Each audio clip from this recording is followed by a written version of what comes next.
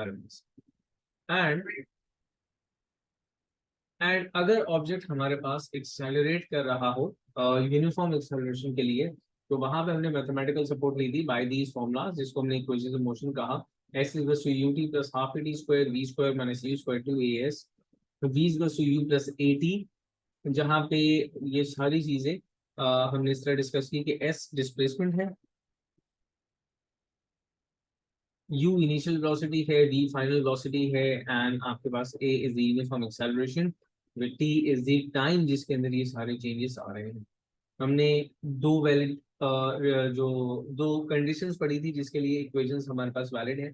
एक कंडीशन थी हमारे पास that this equation that the motion should be linear, मतलब should be one dimensional, and जो दूसरी चीज थी that it is always for uniform acceleration, मतलब एक्सेलरेशन अगर हमारे पास यूनिफॉर्म ना हो तो हम इनको इक्वेशंस को यूज नहीं कर सकते। In that case we need extra mathematical support, जैसे इंटीग्रेशन एंड डिफरेंशिएशन हो जाती है, just because that's not part of the scope। तो इसलिए इन आर सिलेबस लिमिटेशन हम उस चीज को सिर्फ क्वालिटेटिवली देख रहे होंगे, नॉट क्वांटिटेटिवली, तो ग्राफ्स के थ्रू हम उसको देखेंगे, राइट।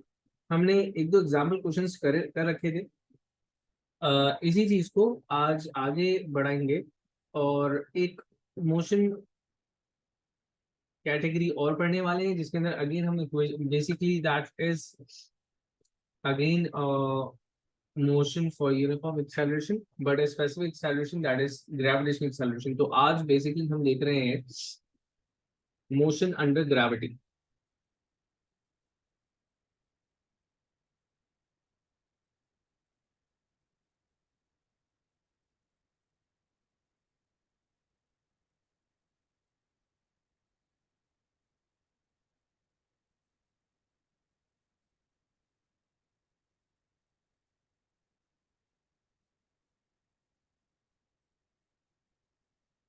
चलिए, what is motion under gravity, first of all इसको देख लेते हैं।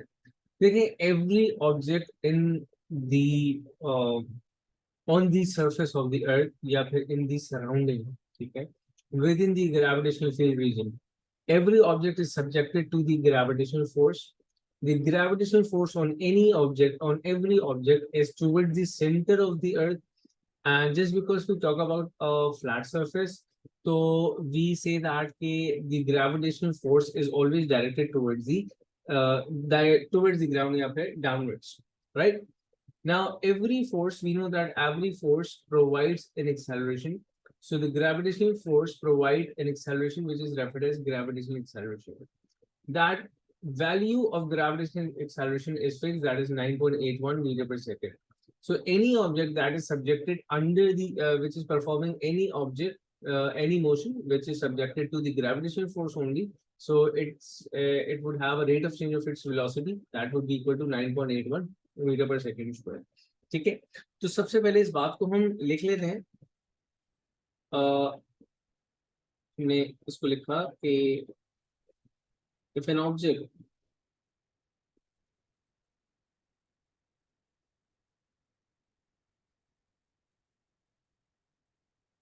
moves vertically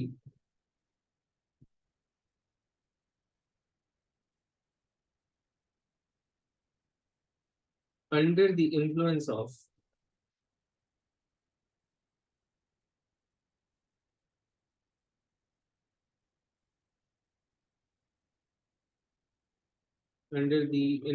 of gravitational force,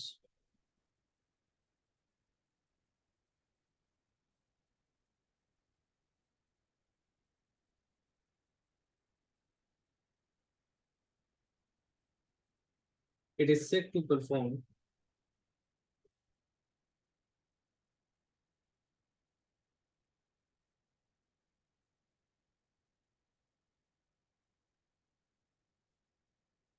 is said to perform motion under gravity।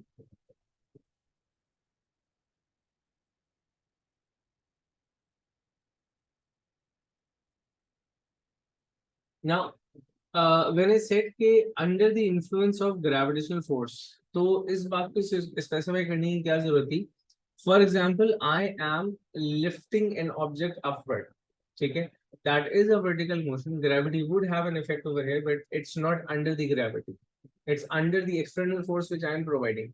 Similarly, if I am trying to bring an object downward, for example, there is a hot air balloon hovering over a surface, and we just pulled it down with the help of a rope. ठीक है, वो खुद नहीं आ रहा था, and हमने rope से पकड़ करके उसको pull down gear, just like we do with a kite.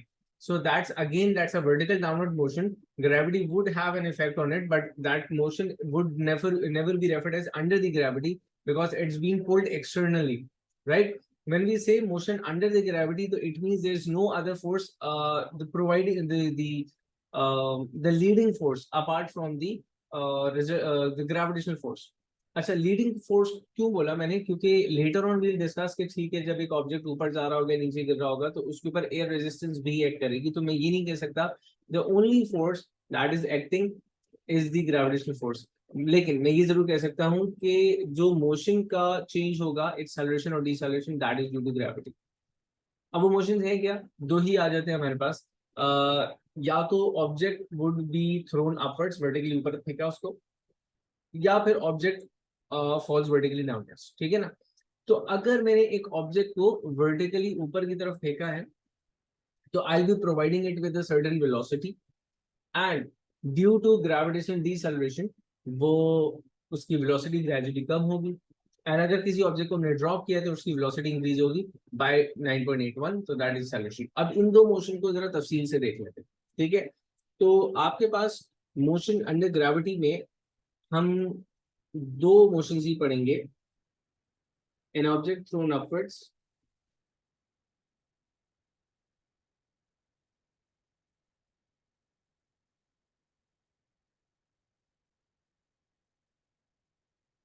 now if an object is thrown upward, the deceleration is 9.81 meters per second.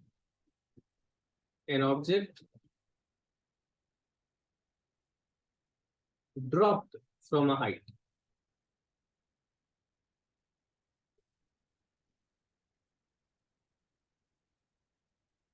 तो यहाँ पे acceleration would be 9.81, ठीक है। चलिए जी, अब जरा इंडिविजुअली इनको थोड़ा सा देखते हैं विद देयर इंडिविजुअल रिक्वायरमेंट्स। अगर मैं बोलूं एन ऑब्जेक्ट ड्रॉप्ड,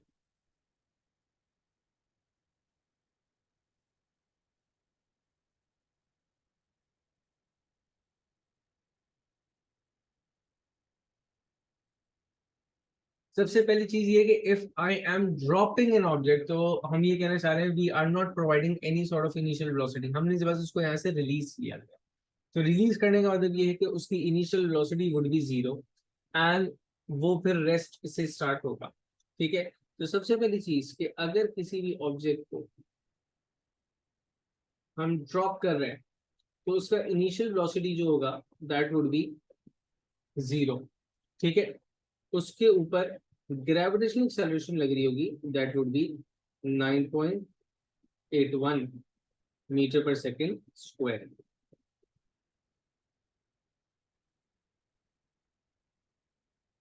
ठीक है ना। इस वजह से क्योंकि object is the direction of motion is downward और एक्सेलरेशन दूसरी तरफ है, तो the velocity of the object increases. After a while the velocity would be equal to 9.81, let's say after 1 second, ठीक है। फिर फर्दर अगर ये फॉल करता है, the velocity would be 19.86, 82 actually,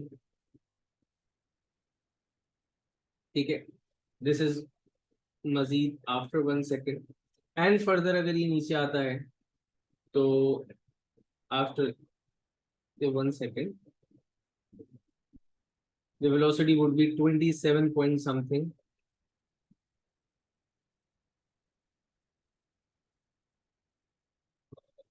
27 point, you know, it's actually 28,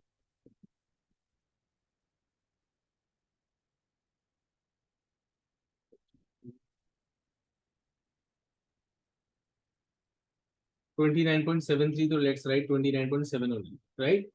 चले, तो it's mean के each second its velocity is increasing with the rate of 9.81, ठीक है। Final velocity would be counted as the one जिससे वो जमीन को हिट किया। तो for example this was the last velocity before hitting the ground, तो final velocity would be counted as 29.4, ठीक है जी। इसी तरह अगर मैं बोलूं कि an object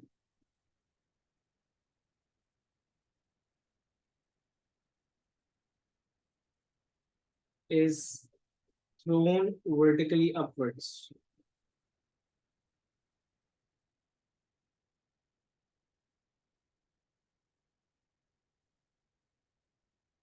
so up, just because I'm throwing it upwards, so we need to put some velocity, ठीक है ना। we need to give that object a certain velocity so that it may travel a vertical distance।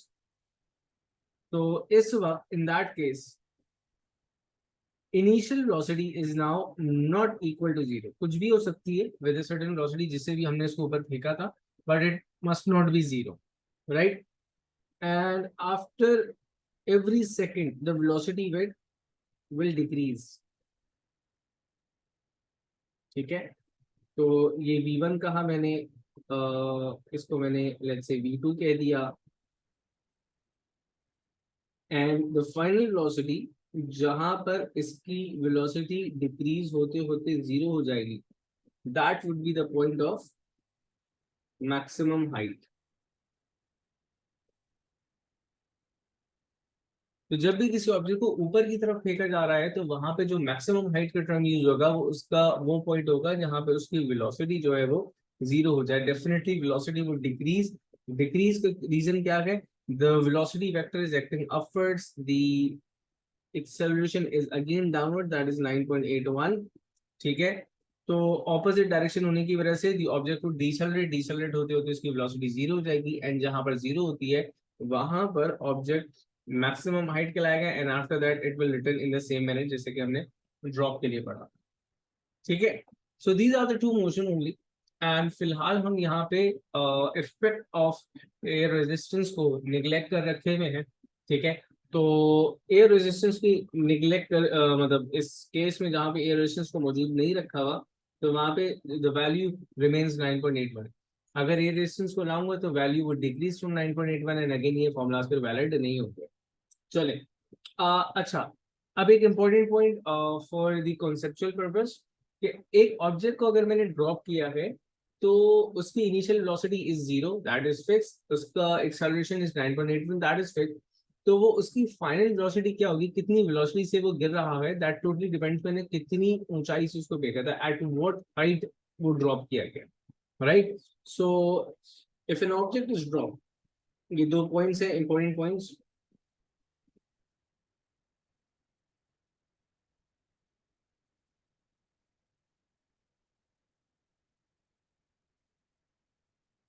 If an object is dropped,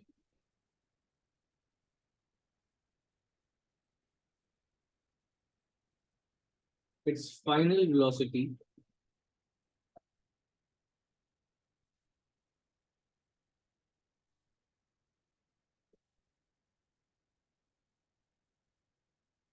depends upon the drop height,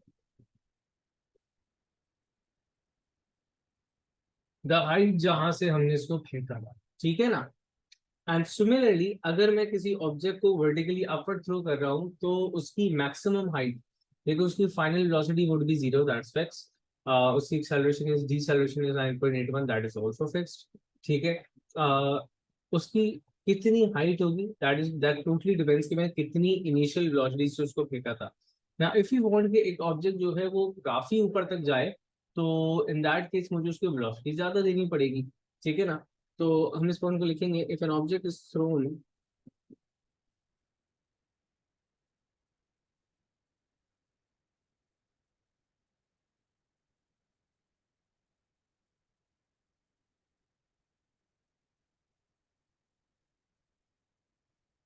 vertically upwards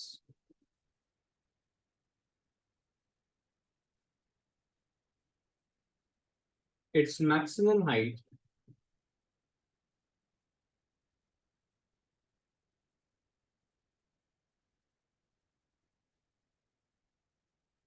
depends upon the initial velocity.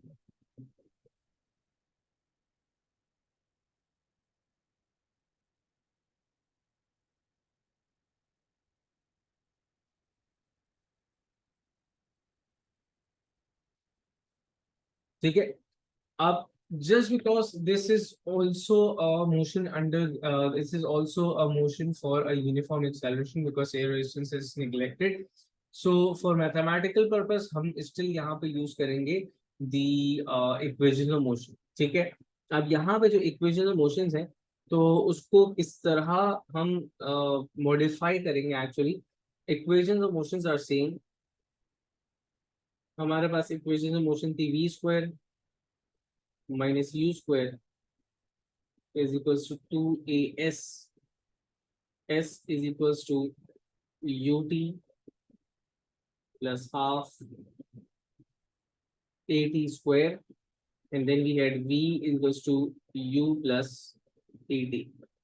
ठीक है, तो जरूरी नहीं है कि इस convention से, जिस कन्वेंशन से मैं लिखने जा रहा हूं, हम इसको उसी कन्वेंशन से याद रखें. इट्स वेरी इजी कि हम इसको कन्वेंशनल वे से ही रखें, like we use the same pattern. लेकिन सिर्फ समझाने के लिए, आई होप मैं कंफ्यूज ना कर दूं आपको, बस सिर्फ समझाने के लिए ताकि चीजें समझ में आए कि अगर मैं किसी ऑब्जेक्ट को ड्रॉप कर रहा हूं तो ड्रॉप के केस में आपके पास initial velocity is zero, final velocity maximum है, और जो डिस्प्लेसमेंट वो कवर करेगा that would be its height. Acceleration would be 9.81, right. तो यही इक्वेशन ऑफ मोशन मेरे पास किस तरह हो जाएंगी, v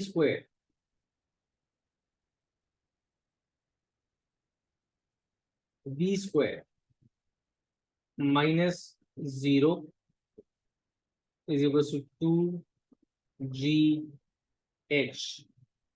ठीक है, या similarly h is equals to, just because u is zero तो factor ut is entirely zero, तो मैं जीरो लिख देता हूँ, जीरो प्लस हाफ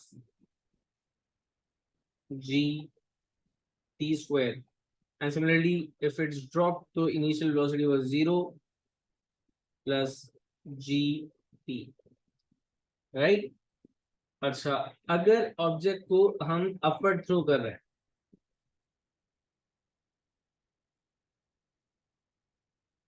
तो thrown upwards,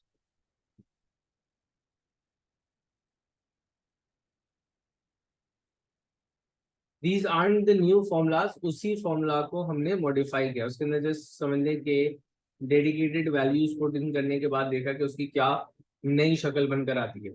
तो अगर मैं ऑब्जेक्ट को ड्रॉप कर रहा हूँ तो सॉरी वर्टिकली अपवर्ड थ्रो कर रहा हूँ तो final velocity has to be zero at the maximum height. Maximum height let's say h है. Acceleration would be negative 9.81. Why negative? Because now if an object is moving upward, so its velocity would gradually decrease.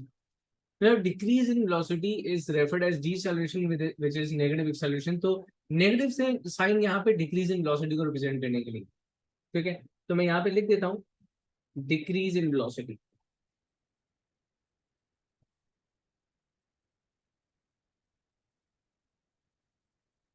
ठीक है, तो इन्हीं formulas को मैं किस तरह modify करूंगा. अब क्योंकि यहाँ पे फाइनल वेलोसिटी जीरो है तो ये फॉर्मूला हो जाएगा minus you square is equal to 2 minus g h, and eventually this minus sign cancels out with this minus sign.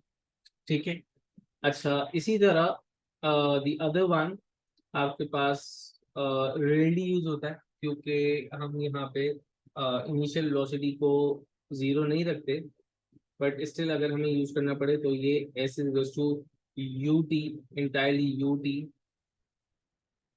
Minus half g t square बन जाएगा.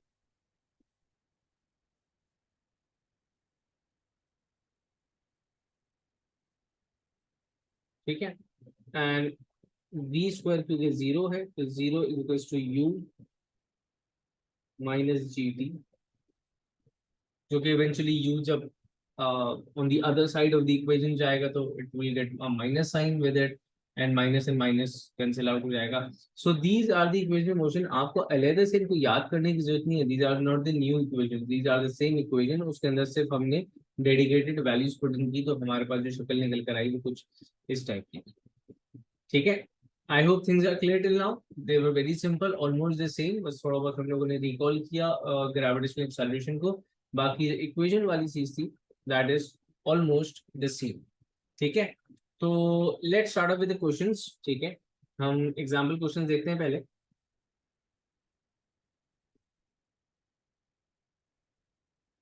सो द फर्स्ट क्वेश्चन हमारे पास कुछ इस तरह का, very easy one.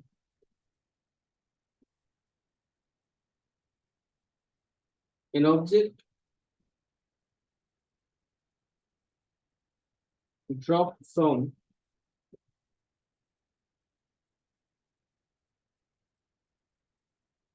45 meters. Calculate its final velocity.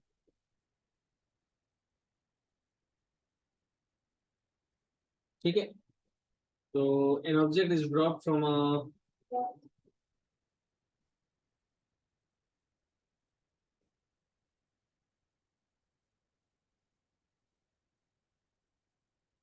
चलिए, an object is dropped from 45 meter. Calculate its final velocity. अब देखें, जब उसने बोला is dropped तो मतलब इनिशियल वेलोसिटी जीरो, और ड्रॉप के अंदर ये भी चीज समझ में आ रही है कि एक्सेलरेशन वुड बी 9.81. तो ये हमारे पास हो जाएगी the vertical height, and final velocity is something जो मैंने निकाल दिया. लेट्स से मैं इसको हाइट नहीं, मैं इसको डिस्प्लेसमेंट से ही रेफर कर लेता हूँ. ठीक है. So because time is not involve in this whole scenario, तो हम इसको यूज करेंगे v square minus u square is equal to 2as. ठीक है. तो I am again writing it down with normal conventions, ताकि आपको ये हो कि वो अलहदा से कोई फॉर्मूला नहीं था. ठीक है.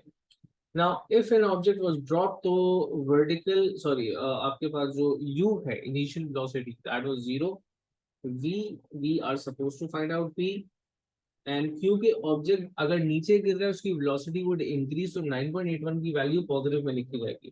तो हम इसको लिखेंगे 9.81 with a positive sign, and जो वर्टिकल डिस्प्लेसमेंट उसने हमें दे रखा था दैट वाज 45. ठीक है. तो आई गेट एन आंसर. इस पूरे को एज इट इज कैलकुलेटर में पुट करने के बाद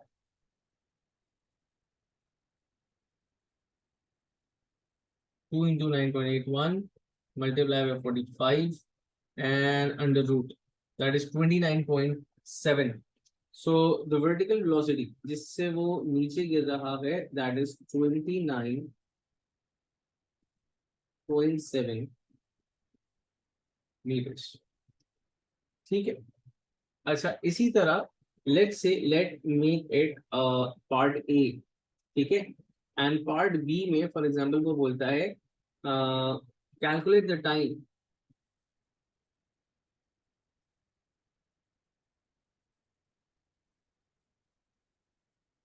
calculate the time in which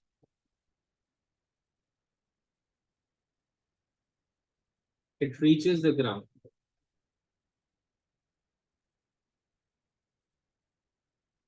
अच्छा, सिंस मैं प्रीवियस पार्ट के अंदर डिस्प्लेसमेंट निकाल चुका हूँ, तो I may use the formula S equals to U T plus half A T square. ठीक है. तो वहां पे ये आपके पास पूरा जीरो हो जाएगा, एंड चलिए हम यूज कर लेते हैं इसको. हमारे पास method one would be using s is equals to ut plus half at square. अब क्योंकि इट वाज ड्रॉप तो vertical velocity initial velocity zero हो गई थी तो यू एंटायरली जीरो हुआ आपके पास। तो वर्टिकल हाइट जो कि आपने हमें दे रखी हुई है, तो उसकी जगह हमने लिख दिया 45,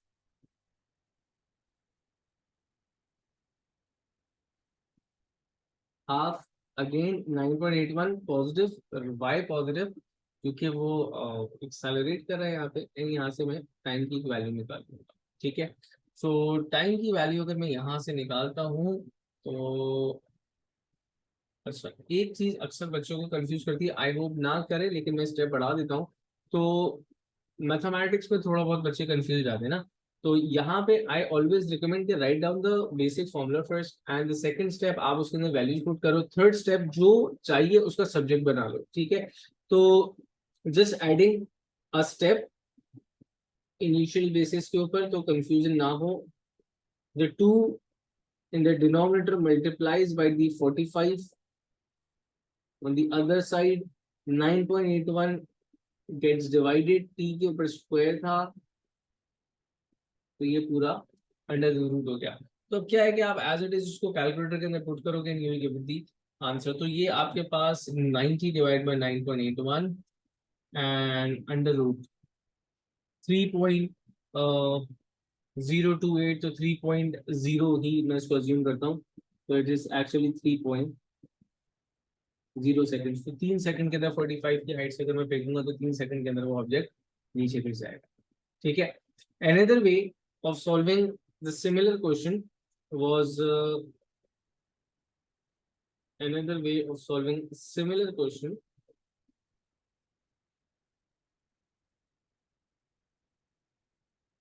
with a different formula, that is v equals to u plus at। मैं उससे भी इसको सॉल्व कर सकता था, क्योंकि मेरे पास v की वैल्यू मैंने प्रीवियस पार्ट के अंदर निकाली थी, तो मैं इसको v is equals to u plus A T से भी सॉल्व कर सकता हूँ। Initial velocity is zero, velocity की value is 29.7, acceleration is 9.81 and t की वैल्यू चाहिए, तो t की value would be 29.7 divided by 9.81, and t की वैल्यू मेरे पास यहीं से would have been the same value, decimal में 19-20 फर्क हो सकता है, लेकिन राउंड ऑफ करेंगे तो it would be equal to 3 seconds. ठीक है, तो examiner may ask this directly और it may ask in second part of the question. तो अगर डायरेक्टली पूछा है तो यू मे यूज दिस, अगर पहले में वो वेलोसिटी निकाल चुका है तो then you are free to use this और this, that's totally your choice. ठीक है, एक एग्जांपल और देखते हैं, बल्कि 2 से 3 एग्जांपल्स हमने देखनी है, एंड इसके बाद कुछ चैलेंजिंग क्वेश्चंस को भी देखेंगे। चले, an object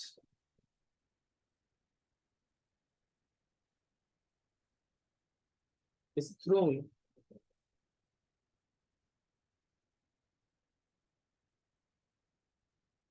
with a velocity of, is thrown upwards कह देता हूँ,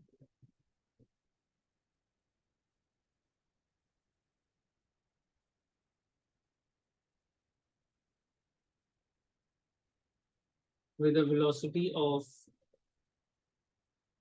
50 meters per second। ठीक है, पहला सवाल, पहला part, let's say it says के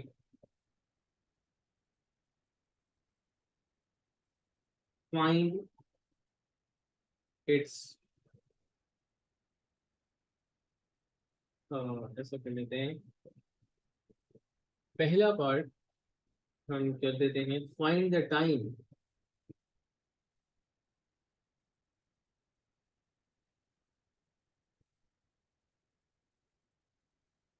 to reach the maximum height.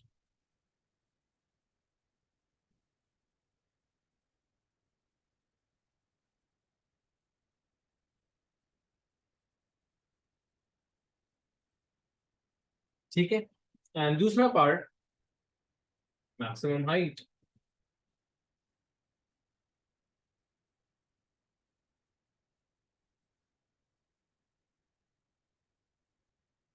Maximum height निकालना, राइट। चले, सो पहले पार्ट को सॉल्व कर लेते हैं। मुझे निकालना है time, and I've been given with only one thing in words, that is कि उसकी initial velocity is, sorry, its initial velocity is 50, लेकिन क्योंकि उसने बोला मैक्सिमम हाइट, तो मैक्सिमम हाइट के लिए मुझे ऑब्वियस हो गया कि final velocity has to be zero and acceleration has to be -9.81, क्योंकि अगर एक ऑब्जेक्ट ऊपर जा रहा है तो इट विल डिसेलरेट। टाइम चाहिए तो I will be using a formula that is v equals to u plus a into t, since it will reach a maximum height when it is at momentarily rest, so this turns out to be 0। 50 है आपके पास, acceleration is -9.81 and t, so 50 goes on the other side, turns out to be -50, -9.81 into t। I'm just adding up steps so that चीज clear हो जाए, ठीक है। हम इतने सारे स्टेप्स के अंदर ये काम नहीं करेंगे, तो t की वैल्यू आपके पास हो जाएगी 50 डिवाइडेड बाय 9.81, ठीक है। सो 50 divided by 9.81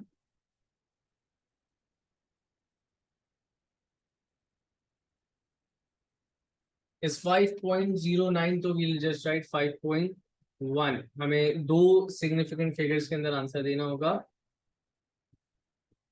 5.1 seconds, it takes 5.1 seconds to reach the maximum height, ठीक है।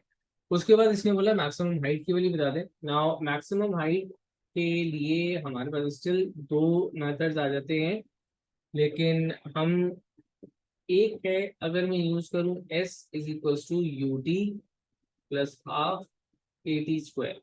Now this is not a very popular formula to use in this situation। why? Because u is not zero, you have t over here also and t over here also, and this factor is unknown। तो अच्छा, तो वो एक calculation जरा long हो जाती है आपके पास, वैसे इतना मुश्किल नहीं है। अच्छा, इन केस यहाँ पे अगर टी अननोन होता, तो फॉर एग्जांपल अगर मैं टी के लिए सॉल्व कर रहा होता तो that would have turn into a quadratic equation. तो एक तरीके का ये भी था, एंड एक सबसे आसान तरीके का ये है, because we are suppose to find out the maximum height, तो we can use V square minus you square is equal to 2as। This goes with simpler mathematics as compare to the previous one, ठीक है। इस वजह से final velocity is zero,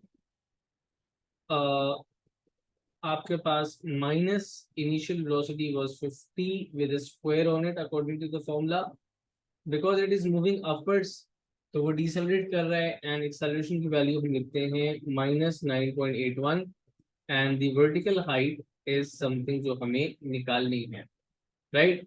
तो ये minus and minus cancels out with each other, we'll make s को subject in this situation, तो 50 का square would give you 2500 divide by 2 into 9.81, ठीक है। तो 2500 divided bye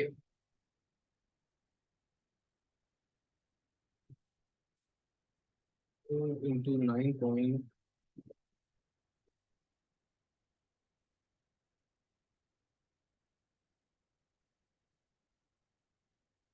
it gives 127.4। So the object reaches a height of 127.4 meters, ठीक है। So that is how it is being done। Are the concepts clear till now?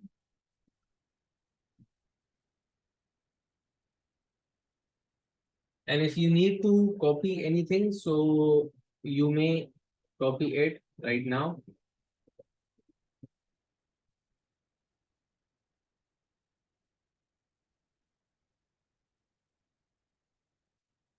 Let's take a water break।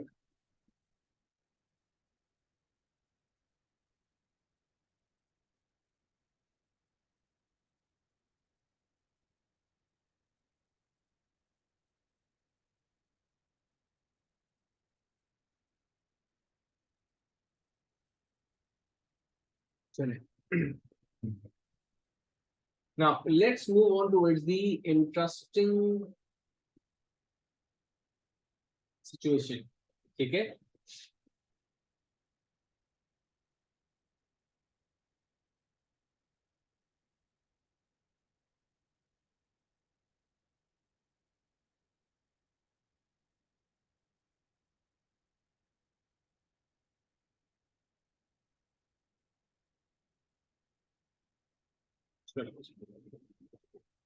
Now here comes one interesting situation. ठीक है. और उसको बहुत सुकून से बहुत इत्मीनान से हम इसको देखेंगे. ठीक है. तो जस्ट आफ्टर दिस क्लास, क्योंकि I hold up that practice worksheet, क्योंकि उसके अंदर कुछ मोशन एंड ग्रेविटी के भी क्वेश्चन थे. तो just after this class I will be providing you with that practice worksheet. ठीक है. तो उसी का ये क्वेश्चन नंबर 6 है जो कि इस वक्त मैं आपसे डिस्कस कर रहा हूँ. तो question number 6 from the worksheet.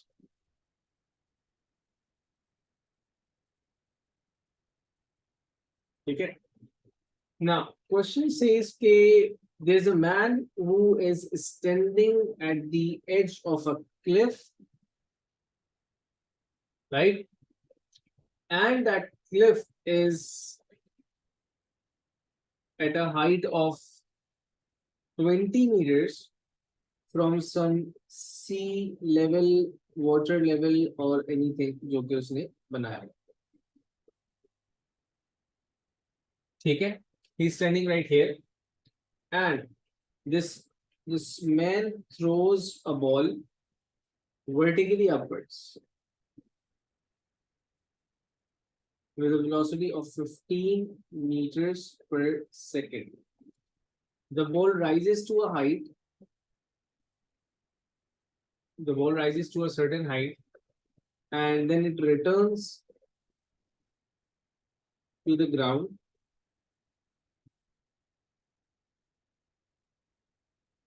which is actually 20 meters below the point जहां से उसने उसको upward फेंका. ठीक है. The question is, find the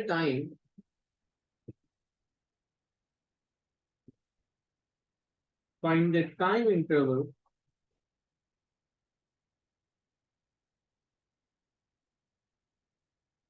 between the object thrown upwards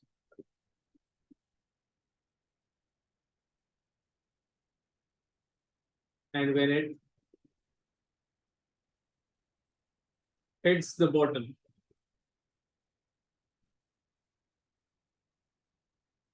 मतलब यहां से लेके पूरा घूमकर फिर वापस नीचे आने में इसको जो वक्त लग रहा है वो निकाल के देना. ठीक है. नाउ द पॉइंट इज कि अब तक जो हमने देखा था that was either thrown upward वाला केस और इट वाज फॉलिंग डाउनवर्ड्स वाला केस. अब हमारे पास सिचुएशन ऐसी आ गई है कि object is thrown upward also and then it returns back to not the same position, actually further down. तो होगा क्या? मैं इसको एक फॉर्मूला से सॉल्व नहीं करूंगा. मैं अपनी ऐसी जर्नी को आई ब्रेक इट डाउन. ठीक है.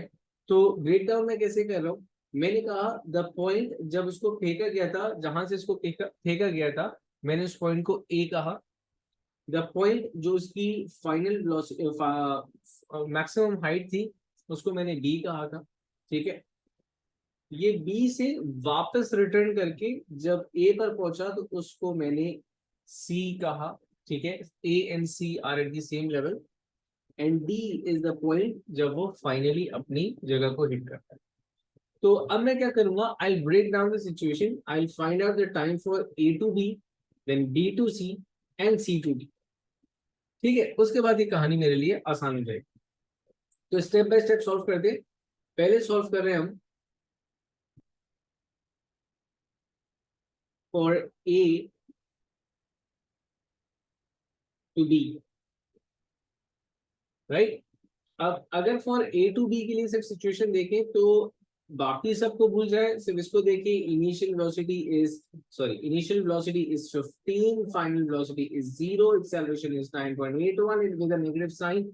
और मुझे हाइट नहीं पता, तो हाइट मुझे चाहिए भी नहीं, I just need the time. ठीक है, तो I will be using the formula v is equals to u plus at. I know that final velocity at b is 0, so 0 is equals to initial velocity जिससे इसको फेंका गया था, that is 15, acceleration is 9.81, negative sign के साथ क्यों, क्योंकि A से बी जाते वक्त it is decelerating, and time is something जो कि हमने निकालना है। तो again 15 would go on the on the other side, minus sign हो जाएगा, माइनस 9.81, यहाँ पे माइनस माइनस कैंसिल आउट हो जाएगा, and I am now writing the final answer, एक स्टेप को स्किप करके। टाइम की वैल्यू मेरे पास आ जाएगी 1.53 सेकेंड्स। तो इसका मतलब ये है कि the object takes 1.53 seconds to reach from the point जहां से उसको फेंका गया था और जहां पर उसकी मैक्सिमम हाइट, जिस मैक्सिमम हाइट पर वो पहुंचा था, 1.53 सेकेंड उसको लगे थे। अब एक चीज विदाउट कैलकुलेशन कॉन्सेप्चुअली सोचनी है, the time from A to B would be equal to the time from B to C, right? Since there is no air resistance, so जितना टाइम उस ऑब्जेक्ट को ऊपर जाने में लगा था, द सेम टाइम इंटरवल के अंदर वो उतनी हाइट नीचे आएगा, पूरा नहीं, ओनली टिल सी। ठीक है, तो अगर मैं बात करूं कि for B to C,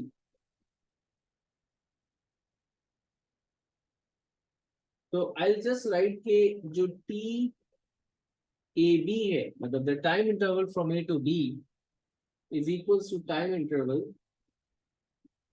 from B to C. तो मैं ऐसा कह सकता हूं कि द टोटल टाइम जो ए से लेके सी तक आने में लगा, मतलब यहां से लेके यहां तक आने में जो टोटल टाइम था, that was twice of 1.53, 3.06 seconds. ठीक है, तो more than half of the journey is solved. A से लेके पलट करके वापस ए पर आने का जो टाइम है, दैट इज 3.06 सेकंड्स। मैंने सिर्फ जाते वक्त का टाइम निकाला एंड उसको मल्टीप्लाई बाय 2 कर दिया, बिकॉज वो सेम टाइम एंड मैनर के अंदर वापस आएगा।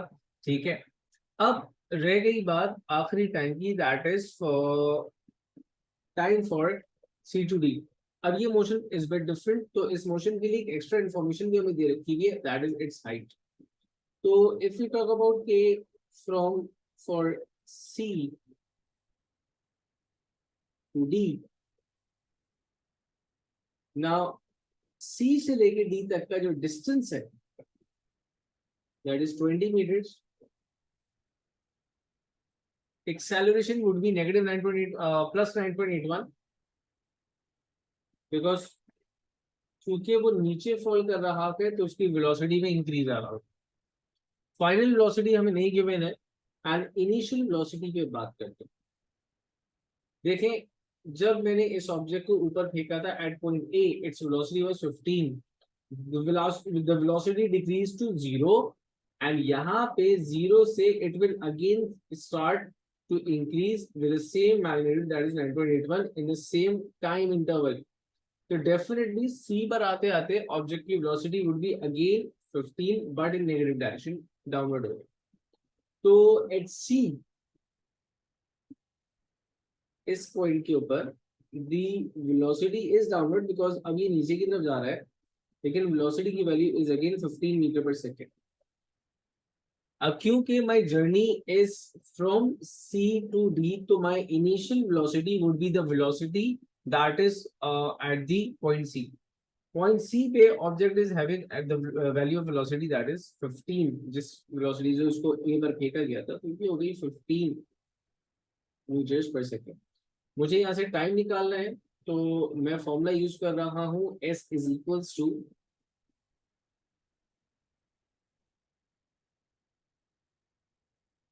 ut plus half at square.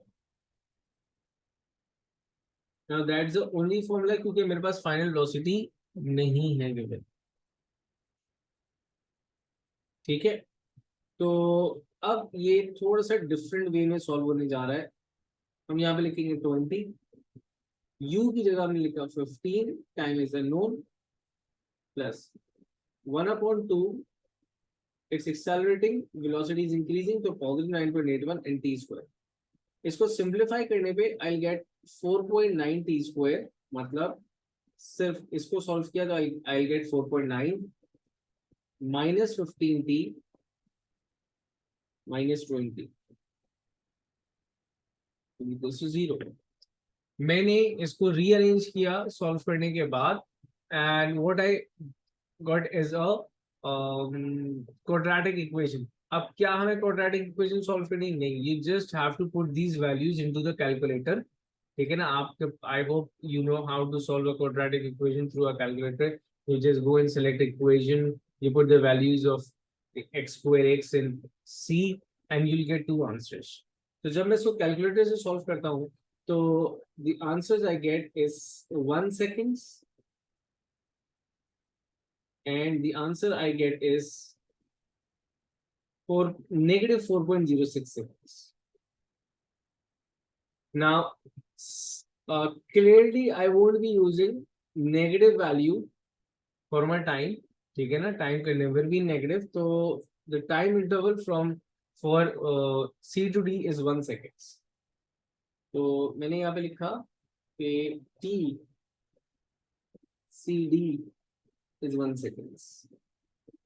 So now the total time, अब उसको हम साथ में साइड में सॉल्व कर रहे हैं. For total time,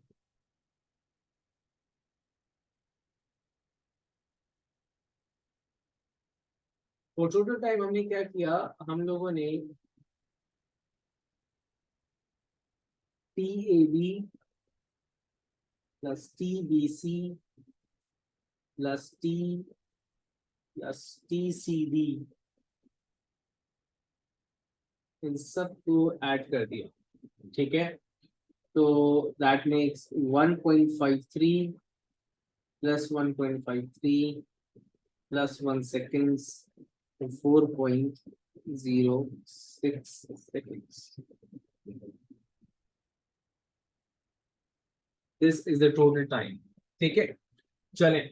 Now you must be thinking कि sir ये जो 4.06 है, this was the other answer in the quadratic equation. Yes, and this is actually the total time. But ये किस तरह और कैसे शो कर रहा है, ये इसको we'll discuss when we are done with enough practice of such questions. So उसके बाद I'll give you the logic behind how this value with a negative sign actually gave the total answer जिसको हमने इतने सारे steps के अंदर निकाला था.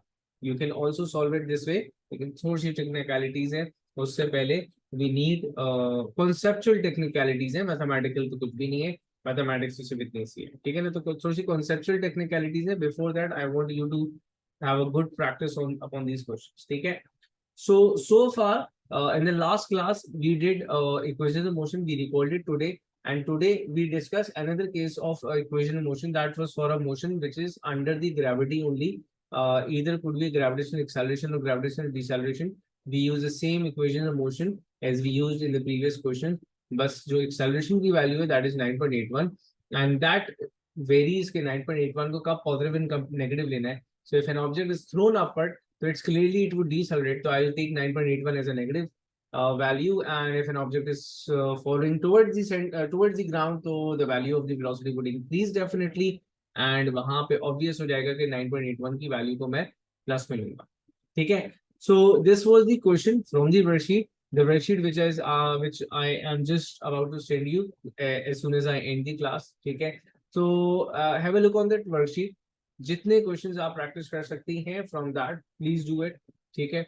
इन the next class we will be discussing initially तो हम आपकी क्वेरीज देखेंगे. द क्वेश्चंस जो कि आपसे नहीं हो पा रहे होंगे उनको देखेंगे और फिर कुछ स्पेसिफिक केसेस देख करके we'll move on. We'll carry this chapter forward. Okay. I hope things from today's class were clear, and we'll meet inshallah on Wednesday then. If things are clear, so we must end the class. All clear?